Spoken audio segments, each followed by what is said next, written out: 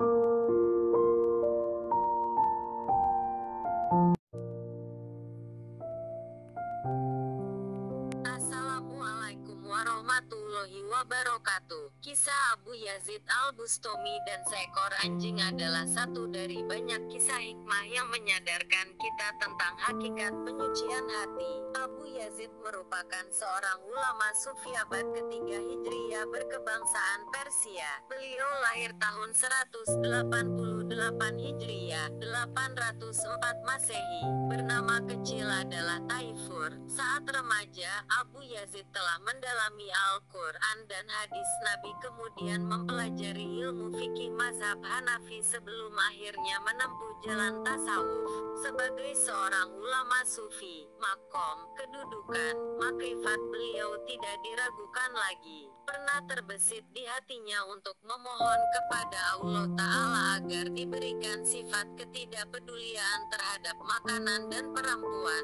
Kemudian hatinya berkata, pantaskah aku meminta kepada Allah sesuatu yang tidak pernah diminta oleh Rasulullah Shallallahu Alaihi Wasallam. Bahkan karena ketinggian ilmunya, dia menghukum dirinya sendiri jika melanggar. Suatu hari Abu Yazid Al-Bustami mendapat ilmu berharga dari seekor anjing di tepi jalan. Seperti biasa, Abu Yazid suka berjalan sendiri di malam hari. Lalu beliau melihat seekor anjing berjalan terus ke arahnya. Ketika anjing itu menghampiri beliau, Abu Yazid mengangkat jubahnya khawatir tersentuh anjing yang kr. Anjing itu berkata padanya, tubuhku kering dan tidak akan menyebabkan najis padamu. Kalaupun engkau merasa terkena najis, engkau cukup membasuh 7 kali dengan air dan tanah, maka najis di tubuhmu itu akan hilang. Tapi jika engkau mengangkat jubahmu karena menganggap dirimu lebih mulia, lalu menganggapku anjing yang hina, maka